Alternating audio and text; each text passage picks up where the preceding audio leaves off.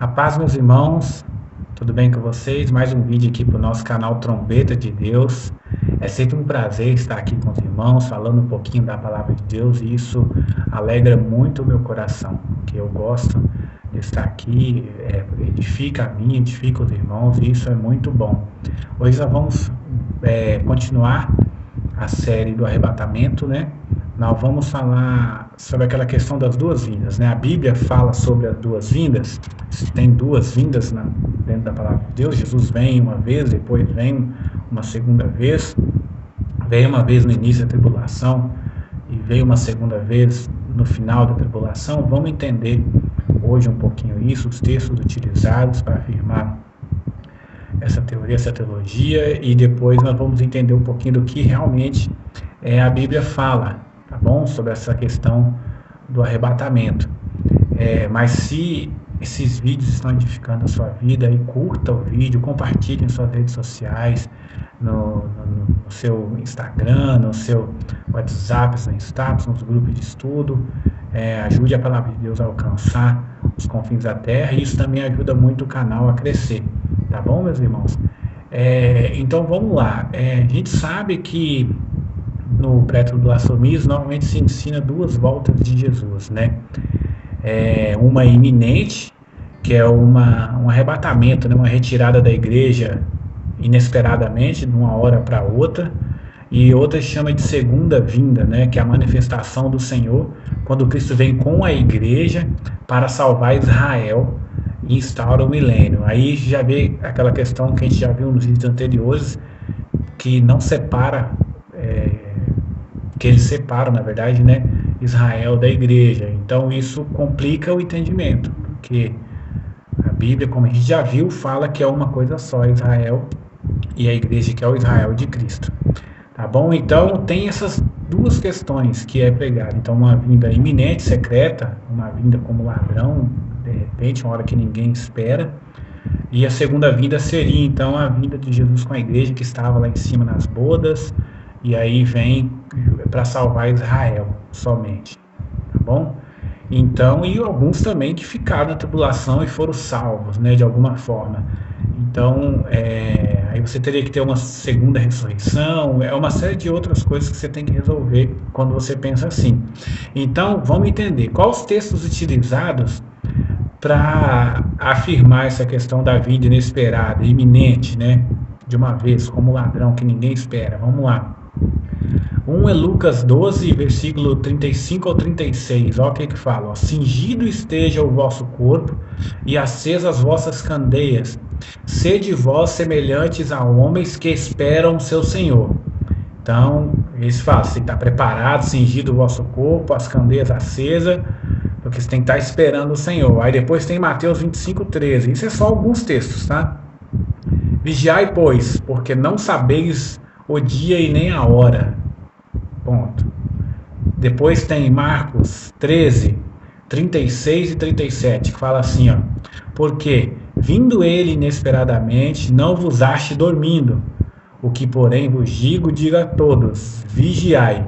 E mais um, somente tem vários, mas eu só peguei esses 4. Vamos pegar mais um aqui, Mateus 24, dentro do sermão escatológico, né? Versículo 44, olha só. Por isso, ficai também vós apercebidos, porque a hora que não cuidais, o Filho do Homem virá. Agora, primeiro ponto que você tem que analisar aqui. Se eu ler só esses versículos do jeito que eu li aqui, realmente você deduz que vai ser a qualquer momento. Não tem como você pensar de outra forma lendo só esse versículo, não tendo o contexto da palavra de Deus na cabeça, nada disso. Se você já tiver um contexto melhor da palavra de Deus na cabeça, já começa a achar estranho. Se você ler o contexto imediato, mais estranho ainda. O que você tem que entender?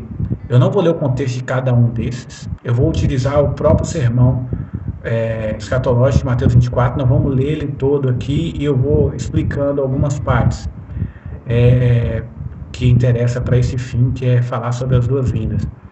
E você vai ver que dentro de Mateus 24 tem esse contexto que a igreja está no escuro, né? Na noite, é um período de relaxamento, que a igreja está desapercebida, que as pessoas estão desapercebidas, é um momento de despreocupação e que a igreja dorme. Esses são os contextos. Pode ler todos lá que eu li aqui e de outros textos que eu não li. Sempre está falando que vigiai, pois, porque não sabeis o dia e na hora, que ele vem inesperadamente e não vos ache dormindo. Você vai ler o contexto, ou é uma parábola, ou um exemplo, você vai ver que o contexto é ou está desapercebido, ou está vivendo largamente e não está esperando o Senhor, e assim vai indo. Então, ou seja, é um contexto de noite, né? Por isso que lá na parábola das 10 virgens, em Mateus 25, que é a continuação do sermão escatológico, Jesus vem à meia-noite, e quando está próximo disso, dá um grito para que as virgens acordem, né? Elas estão dormindo, olha o contexto, né? Então, e elas estão desapercebidas dormindo. Então, você vê que esse contexto paira em todos esses textos. Então, se é nesse contexto, nós temos que entender por que Jesus está falando que ninguém sabe a hora, que é para vigiar, porque nós não sabemos a hora, e ninguém sabe, e assim vai falando. Então vamos começar primeiro a ler, então, igual eu disse, Mateus 24. Eu vou pegar já do versículo 1 para a gente entender o sermão. Então vamos lá. Tendo Jesus saído do templo, ia se retirando, quando se aproximaram dele os seus discípulos para lhe mostrar as construções do templo. Ele, porém, lhes disse: não vedes tudo isto? Em verdade vos digo que não ficará aqui pedra sobre pedra que não seja derribada. Aqui Jesus apontou para o ano 70, onde realmente houve literalmente a destruição do templo. E aí, não convém aqui, mas você sabe de todo o contexto. Foi Roma que atacou, mas tinha muito pessoal do árabe ali, pessoal árabe do Islã envolvido no meio, cheio de ódio. E aí eles destruíram tudo, tocaram fogo, derrubaram tudo. Então, esse contexto que Jesus estava falando, mas ele também estava apontando para o contexto final, onde ele derrubaria esse templo e o templo seria edificado em 3 dias. Né? Isso aponta para as festas e não convém aqui. Então, é isso que está falando aqui. Aí vamos continuar. No Monte das Oliveiras, estava-se Jesus assentado, quando se aproximaram dele os discípulos em particular e lhe pediram: dize-nos quando sucederão estas coisas, e que sinal haverá da sua vinda e da consumação dos séculos. Eles queriam saber quando vai ser. Ele lhe respondeu: vede que ninguém vos engane. Aí você começa a atentar para o sermão. Porque virão muitos em meu nome dizendo: eu sou Cristo, e enganarão a muitos. E certamente ouvireis falar de guerras e rumores de guerra. Vede, não vos assusteis, porque é necessário assim acontecer, mas ainda não é o fim. Porquanto se levantará nação contra nação, reino contra reino, e haverá fomes e terremotos em vários lugares. Porém, tudo isso é o princípio das dores. Então aqui ele dá o contexto ali geral do princípio das dores, de quando está chegando próximo a tribulação. É esse contexto que ele está dando aqui. Vamos continuar. Então sereis atribulados e vos matarão, sereis odiados de todas as nações por causa do meu nome. Nesse tempo muitos hão de se escandalizar, trair e odiar uns aos outros. Levantar-se-ão muitos falsos profetas e enganarão a muitos. E por se multiplicar a iniquidade, o amor se esfriará de quase todos. Aquele, porém, que perseverar até o fim, esse será salvo. E será pregado esse evangelho do reino por todo o mundo para testemunho das nações. Então virá o fim. Então, primeiro princípio, o evangelho tem que chegar em todas as nações. Enquanto isso não acontecer, o fim não vem. Uma coisa que você tem que perguntar é que Jesus fala que, nesse contexto, ali próximo a chegar a tribulação, nós seremos odiados, nos matarão. Isso já está entrando inclusive na tribulação, na primeira metade da semana, onde vai perseguir fortemente a igreja. Hoje já tem a perseguição, principalmente no Oriente Médio e em alguns outros países do mundo, mas o foco é ali hoje. E na grande tribulação vai continuar sendo lá o foco, mas vai se intensificar de forma grande, né, de fortemente em todo o mundo essa perseguição. Então, quando o evangelho chega em todas as ações, então vem o fim. Então, esse é um outro contexto que Jesus está explicando do fim. Vamos continuar. Quando, pois, virdes o abominável da desolação de quem falou o profeta Daniel no lugar santo, quem lê, entenda. Colocou até entre parênteses. Então, os que estiverem na Judéia, fujam para os montes. Quem estiver no eirado, não desça a tirar da casa coisa alguma. E quem estiver no campo, não volte atrás para buscar sua cabra. Ai das que estiverem grávidas e das que amamentarem naquele dia. Orai para que a vossa fuga não se dê no inverno nem no sábado, porque nesse tempo haverá grande tribulação, como desde o princípio do mundo até agora não tem havido e nem haverá jamais. Se não tivesse aqueles dias sido abreviados, ninguém seria salvo, mas por causa dos escolhidos, tais dias serão abreviados. Então, meus irmãos, olha só, quando fala aqui que quando, pois, vides o abominável da desolação de quem falou o profeta Daniel, você tem que ir lá em Daniel e olhar o que ele está falando, quem é esse abominável da desolação. Muitos entendem que foi o Antíoco Epifânio, que se cumpriu ali na época dele, mas ali foi uma tipologia também, né? Dele ter oferecido sacrifícios de porco, profanado o templo, aquilo era uma tipologia também, porque essa profecia vai se cumprir lá no final, quando o anticristo vir profanar o templo, que é a igreja, perseguindo as testemunhas, pisando e matando e vencendo as testemunhas. Então, você tem que entender esse contexto, tá falando aqui. Depois fala que quando você vê isso, aí você tem que fugir, né? Saia correndo, vai para os montes, não volta para pegar nada e vai para os lugares que o Espírito Santo vai direcionar, como a gente já tem estudado aí no canal. Então você vai vendo esses contextos, né? Aí das grávidas, e começa das orientações, fala que se não fosse abreviado, né? Por isso que é só 3 anos e meio que há perseguição, porque senão nem o justo se salvaria, é o que fala o texto. Então o tempo é abreviado por causa dos justos, né? E aí começa a continuar, versículo 23, ó, vamos lá. Então, se alguém vos disser, eis aqui o Cristo, ou ei-lo ali, não acrediteis, porque surgirão falsos cristos e falsos profetas, operando grandes sinais e prodígios para enganar, se possível, os eleitos. Vede que vou tenho predito, ou seja, Jesus está falando, eu estou predizendo para vocês o que vai acontecer no final. Portanto, se vos disserem, eis que ele está no deserto, não saiais, ou ei-lo ali no interior da casa, não acrediteis. Porque assim como o relâmpago sai do Oriente e se mostra até o Ocidente, assim há de ser a vinda do Filho do Homem. Onde estiver o cadáver, aí se ajuntarão os abutres. Então começa a falar que vai vir vários falsos cristos, pessoas enganando, né? E fala que a vinda do Senhor vai ser como um relâmpago, né? Que pega de um lado para o outro, né? Vai colher dos 4 cantos da terra. A Bíblia fala, os seus santos. Então tá dando o contexto. Agora, olha só, versículo 29, vamos entender. Até agora não falou de nenhuma vinda, está falando só de contextos do final. Como que será? Que é o que o discípulo pediu lá em cima, você não pode esquecer. Como nós vamos saber, Senhor, quando vai chegar o fim, quando vai acontecer todas as coisas e a sua volta? Então, Jesus deu todo o contexto até aqui. Agora, olha o que ele fala. Logo em seguida, a tribulação daqueles dias. Que tribulação? Que ele está falando aí em cima aí, ó. Ele falou do princípio das dores, desse contexto precipitador, do contexto de tribulação, quando o anticristo toma ali o lugar santo e profana, e aí fala que vai ter que fugir. Você vê todo o contexto, ó, que quando vê isso aí foge, porque vai perseguir, né, ele vai perseguir aqueles que falam do Senhor, e aí depois logo em seguida a tribulação daqueles dias que acabou de falar aí, o sol se escurecerá, aí é o último sinal antes da vinda. A lua não dará a sua claridade, as estrelas cairão do firmamento e os poderes do céu serão abalados. Quando você vê isso, Jesus volta, porque ó, então aparecerá no céu o sinal do Filho do Homem. Irmão, não é escondido. Claro aqui, ó. Então aparecerá no céu o sinal do Filho do Homem. Todos os povos da terra se lamentarão e verão filhos do homem. Todos. Vindo sobre as nuvens do céu com poder e muita glória. Não tem nenhum contexto falando que é escondido. Ele enviará os seus anjos com grande rancor de trombeta.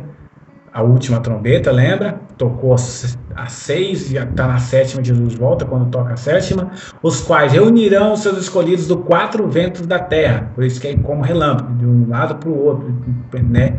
Dos 4 cantos da terra ele vai recolher os seus santos, de uma a outra extremidade do céu, de uma a outra extremidade do céu, isso te remete ao relâmpago.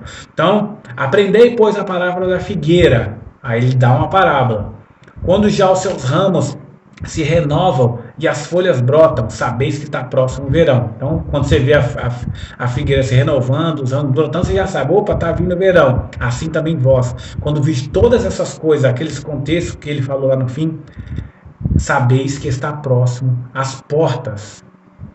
Em verdade vos digo que não passará esta geração, esse texto aqui também, ele é entendido errado. Esta geração é esta aqui que ele está falando, do fim. Não é essa geração, a época dele que ele estava falando. Esta geração, essa que vai estar no fim, não passará essa geração sem que tudo isso aconteça.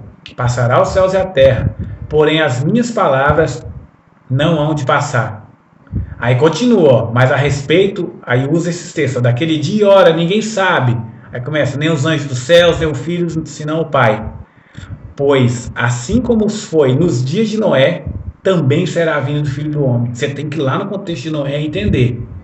Ele fala um pouquinho, porquanto, assim como nos dias anteriores ao dilúvio, comiam e bebiam, casavam-se, davam-se em casamento, até o dia em que Noé entrou na arca, e não o perceberam, senão quando veio o dilúvio e os levou a todos. Assim também será a vinda do Filho do Homem. Veja aqui, preste atenção. Veja que Noé não foi pegado de surpresa. Quem pegou de surpresa aqui foi todo mundo que estava desapercebido, fazendo o que queria, sabe? Comendo, bebendo, vivendo a sua vida, tranquilo, sem preocupação com o reino de Deus. Esses foram pegos de surpresa. Ele falou, vai ser como nos dias de Noé. Então isso quer dizer que nós não vamos ser pegos de surpresa num arrebatamento iminente. Olha o contexto, irmão. Vai lá no contexto de Noé e lê tudo. Aqui só está falando um pedacinho. Você viu? Eles não perceberam. Aqueles estavam lá festejando. Noé percebeu, tanto que ele entrou na arca e fechou ela. Entendeu? Então, assim será também a vinda do Filho do Homem. Igual aquele contexto. Então, 2 estarão no campo, um será tomado e deixado o outro. 2 estarão trabalhando no moinho, uma será tomada e deixada a outra.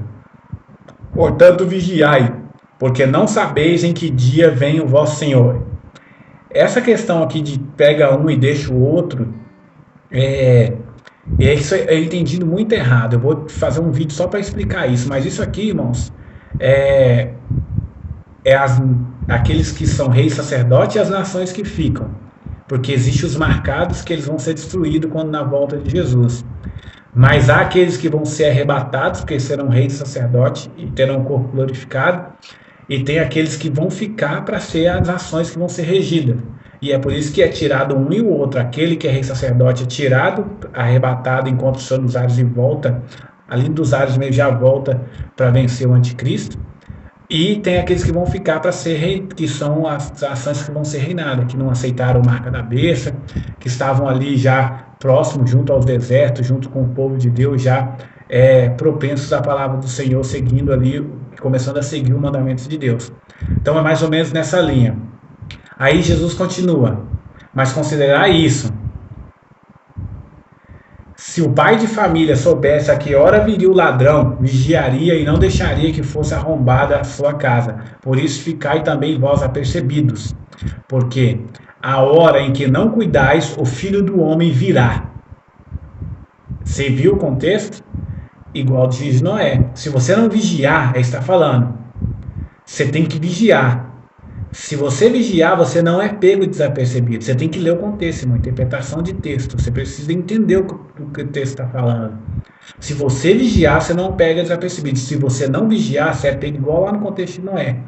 Jesus vai vir, você não vai perceber, mesmo estando no contexto de destruição.